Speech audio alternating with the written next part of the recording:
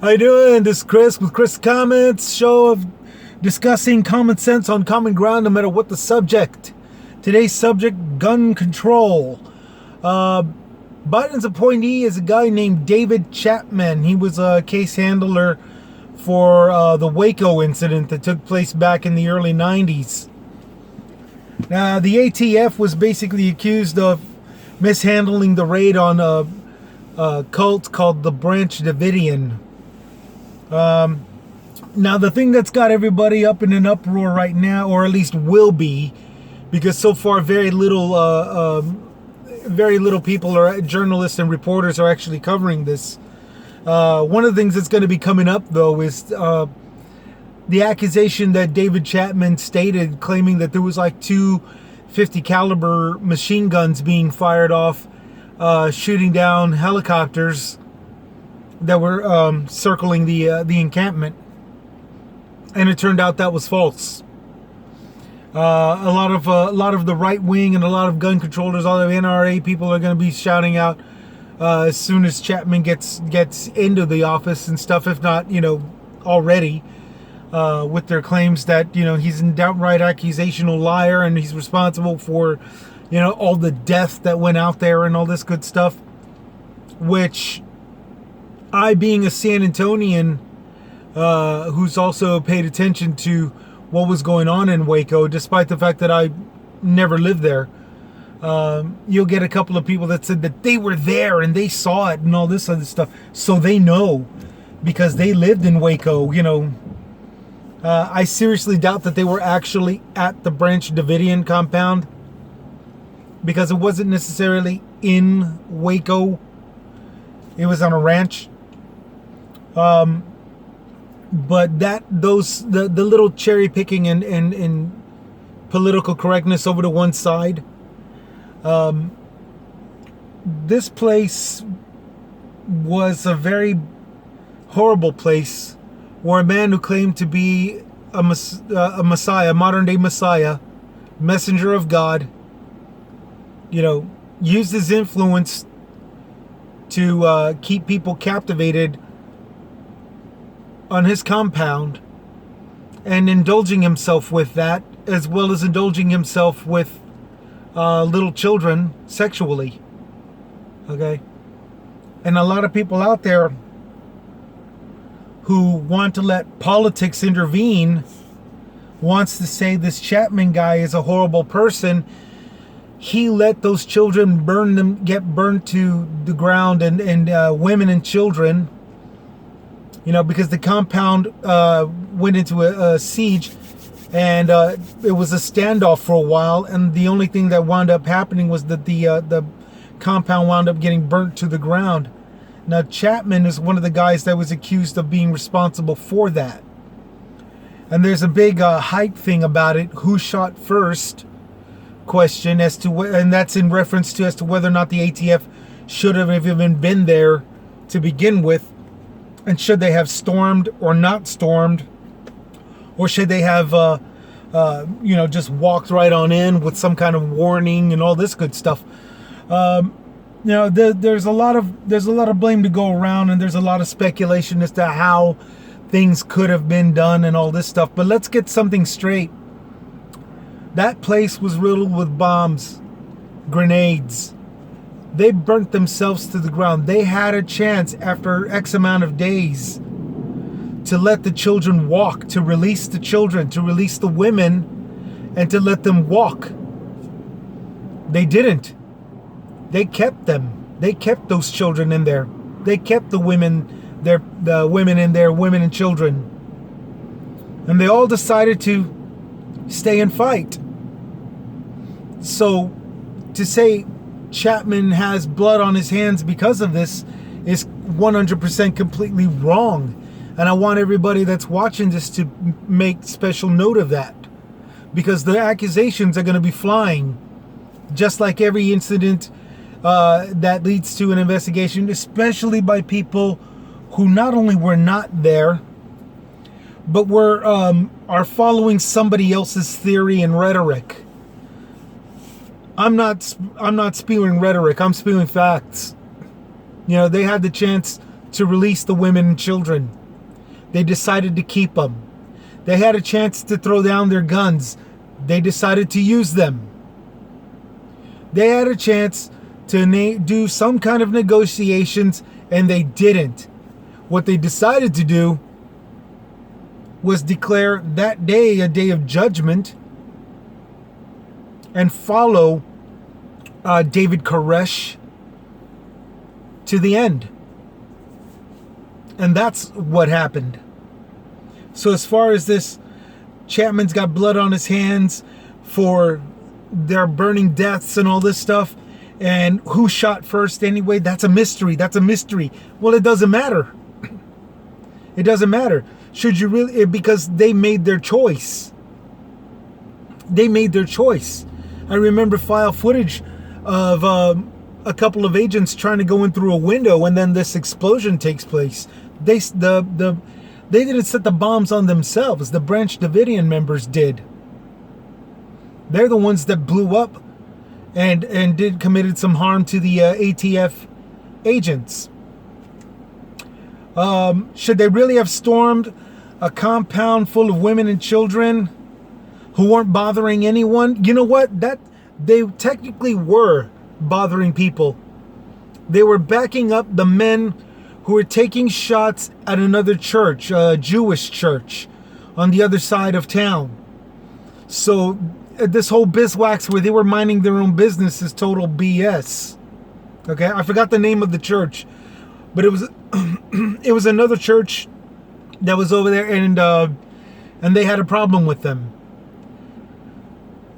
So that whole biswax, and if you want to put that over to one side, and the reason why I remember this was because Koresh himself gave an interview, and I can't remember which resident which news thing it was. It could have been a 60 Minutes thing or something. Koresh himself said that they weren't shooting at them, they were doing practice drills with BB guns, which was a total fabrication. It was a total lie. They weren't using BB guns, they weren't using pellet guns, they were using actual rifles. And they were taking shots in the direction of the other church. Plain and simple. Plain and simple. So should the ATF have stormed a compound full of women and children who weren't bothering anyone? That's total BS. And if you want to go ahead and put that over to one side and stick to the original problem, that this was a cult where they were actually involving women and children in their sex activities and all this other crap, brainwashing them, testimony of separated parents who would accept their Branch Davidian member child as in order with the law, as in accordance with the law. You know, when two people are divorced, they have to alternate taking turns of the child. 1 week vacation. A father told the story of how when he would receive his child, she was very calm, polite, and orderly, but after a while started to behave like a normal child, wanted to play, wanted to draw, wanted to color, wanted to, watch cartoons. She couldn't even watch cartoons while in the Branch Davidian. Something so simple to entertain a child back then. And at the end of the week, when it was time for her to go back, she immediately transformed from this ordinary kid back to this next disciple of a Davidian member. So the children not doing anything, you know what? I'm sorry, not bothering anybody, but that's not true either. Because they were doing their part in maintaining the Branch Davidian's functionality while the Branch Davidian were taking shots at another church. And at the same time, while being subjected to the brainwash as well as the sexual abuse from all the way up to the leader himself, all the way up to Koresh himself. Now you take aside from them, let's say that they never did bother anybody. The simple fact that they were in a cult is all the more reason for that place to be shut down, which again was shut down off of their own hands by burning the place, bombing anybody and shooting anybody that tried to stop them, tried to come into the Branch Davidian household building,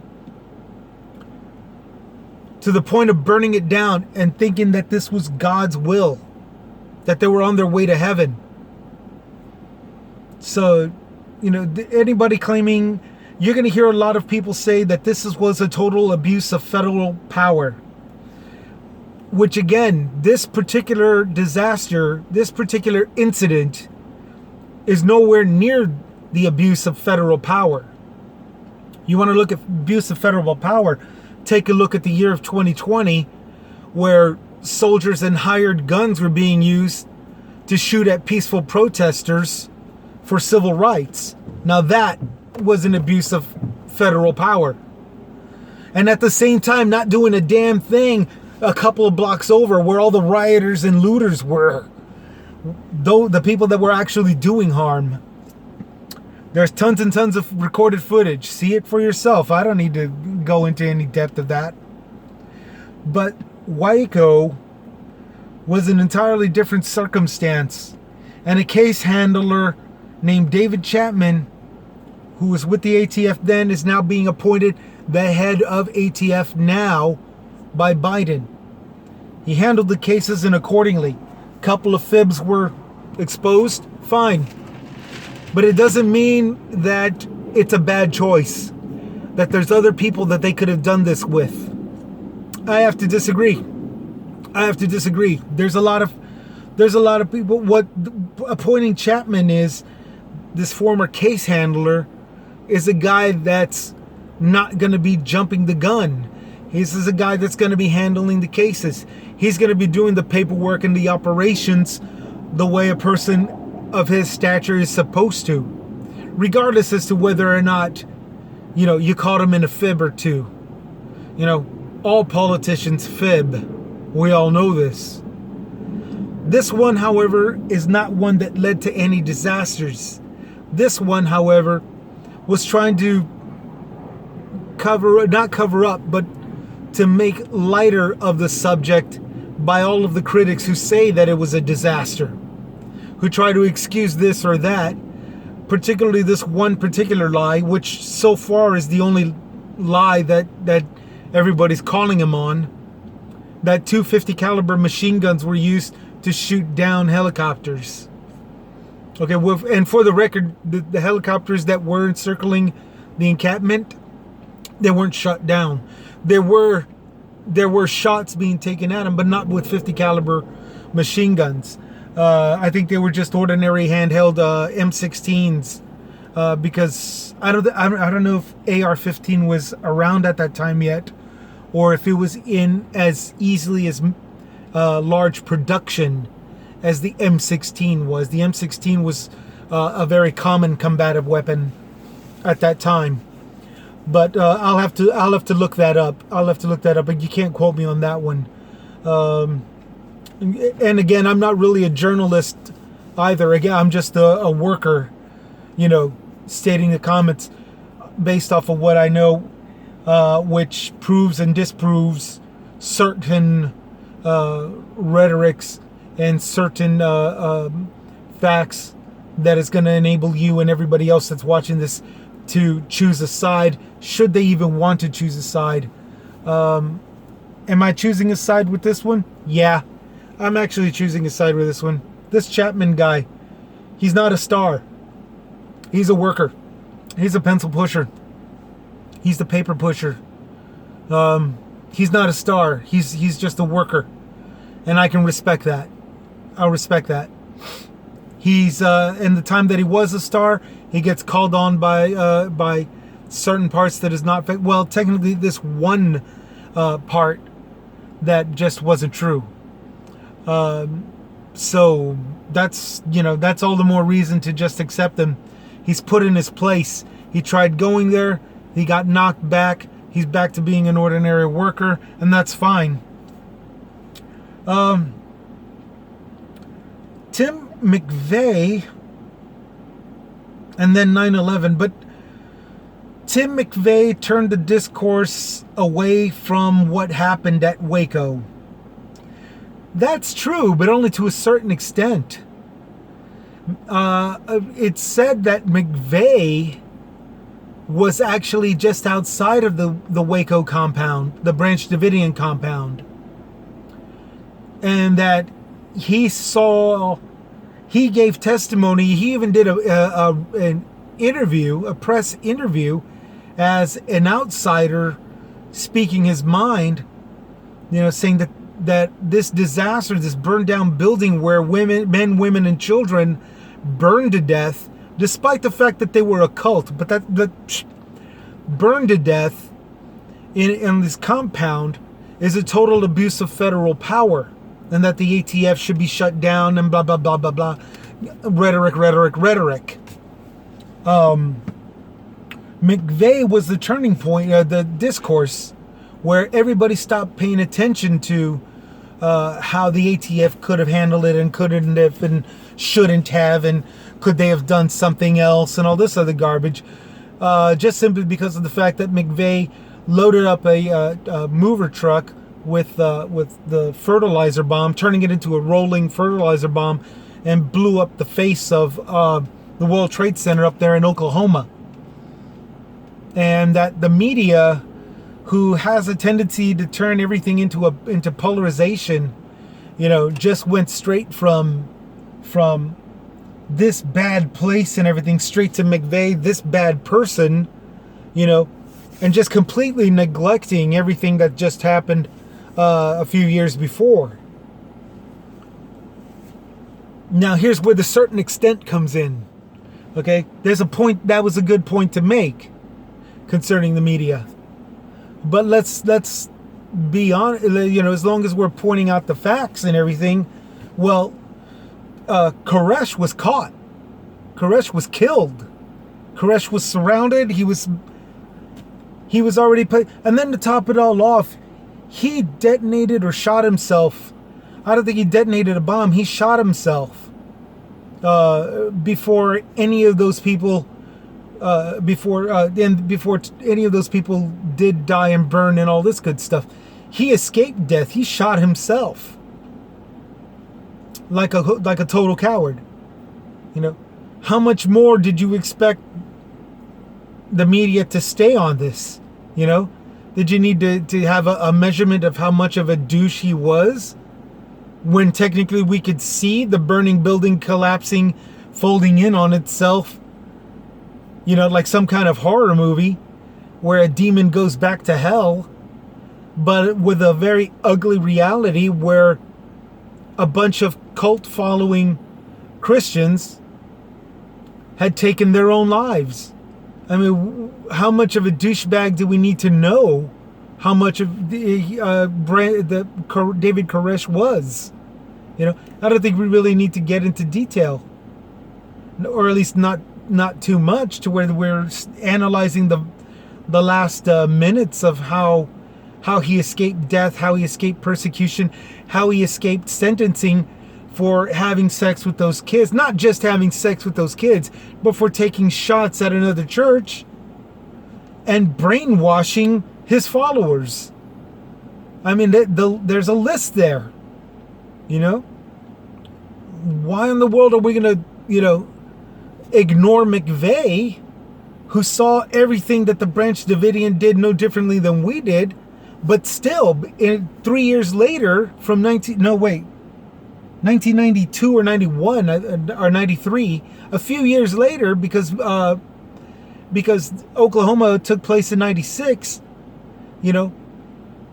McVeigh still made his choice. McVeigh still went ahead and did this fertilizer bomb attacking a World Trade Center, which is just, a government agency concerning money. There's no laws that come out of it. There's no policies that discriminate against people, because it's mostly about money. It's about business. That particular building was. It was a relay for stocks at Wall Street, It's where a lot of the pencil and paper pushing took place. But for some oddball reason, McVeigh saw this as a threat, despite the fact that he knows full well by this time, by 1996, what went on in Branch Davidian. You're going to go ahead and attack, and to top it all off, didn't even attack the headquarters of the ATF. He attacked again a trade center. You know, so there's that thing where, you know, McVeigh was to turn course and all this other stuff, turning away from Waco, as if there was some kind of cover-up thing to, you know, to do, as if there was nothing more to disclose, you know. No, we had every right to pay attention to McVeigh and anybody and everybody that might have been involved with that. And then 9/11. Okay, 9/11 was bad. But how in the world are you going to go after David Chapman, in charge of the ATM, who was a part of a Waco disaster almost 10 years earlier in a different location away from the 9/11 incident? You know, this doesn't make any sense. This is where the rhetoric that you guys are going to be hearing, this is where the rhetoric that you guys are going to be hearing is going to do that whole pile-on bull crap that they do in order to get you to hate, in this case, hate David Chapman, hate the Biden administration, okay? And I say this because, again, I'm a rideshare driver. I hear all this crap, you know? And I'm letting it out right now to all of you that this is the BS pile up that's going to give you the fullest incentive that you're listening to somebody that's spewing nothing but rhetoric bullcrap. Okay?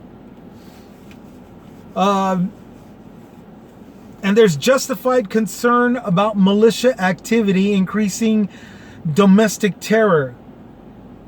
Justified concern.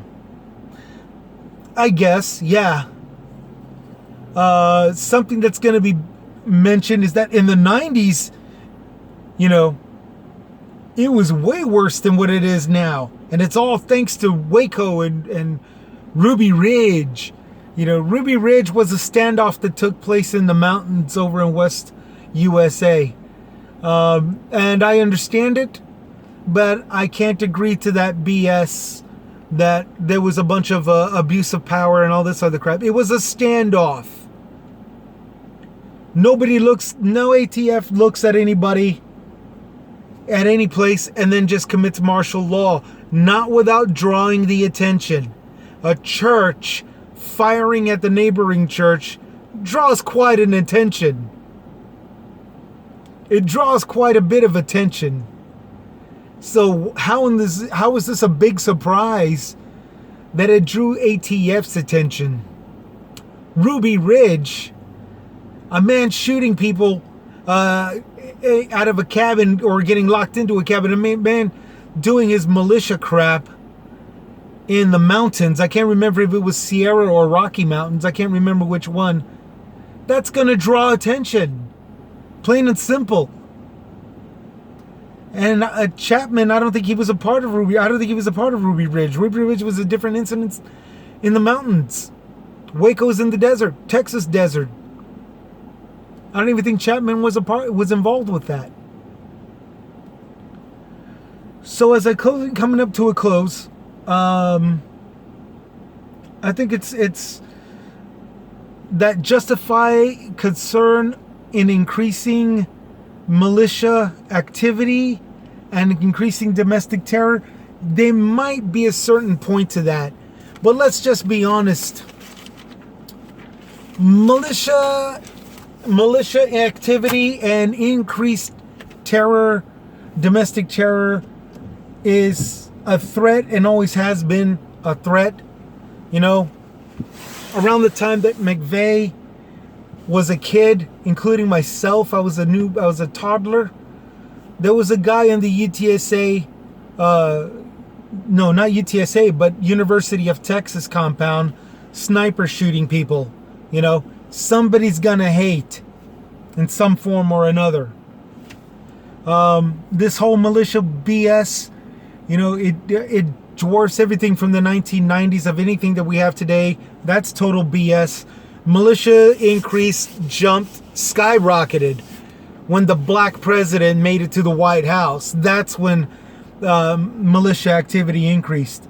They were spending thousands and thousands of dollars getting bullets, ammo, guns, body armor, all this crap, grenades, and shooting targets with Obama's face on it, and blowing up targets with Obama's face on it. That crap went on. So as far as this all this stuff is minor, but it's gonna be horrific upcoming. That's a bunch of BS. Okay.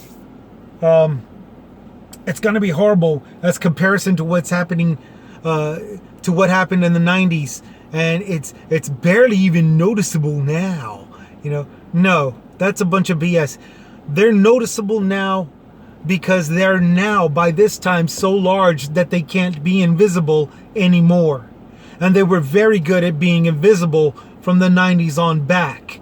You had to be in a KKK and you had to have had your white sheet in order to be noticed as a domestic terrorist, and even still, they were in hiding.